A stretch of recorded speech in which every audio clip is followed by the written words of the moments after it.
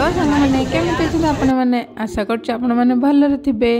तो आज गले मार्केट आपण भाई ना तो जाई गोटे देसी बड़ भाकुर नहीं कि आसीगले कहले यहाँ को झाल कर तो मुझे कहली हाँ ठीक अच्छे तो भल भाव काटिकुटी आनी मुझे तेल लुण दे हल्दी दे भाजीदेली भाजिला से भी टे मत हेल्प कले कहवा अनुसार तेल रे आगे सोरिष देले जीरा देले पंच फुटण देले गोटा लंका देले आ इलायची आउ खड़ा मसला देदेले आउ काटी मसला को ढाली मसला रे जीरा पियाज रसुण अदा आउ किछि लंका थिला टिके टमाटो देकी भल भाव कषनेली पानी छाड़ला टिके पानी देकी भजा माछ को छाड़देली एमती मु कलापर धनिया पत्र ऐड करदेली।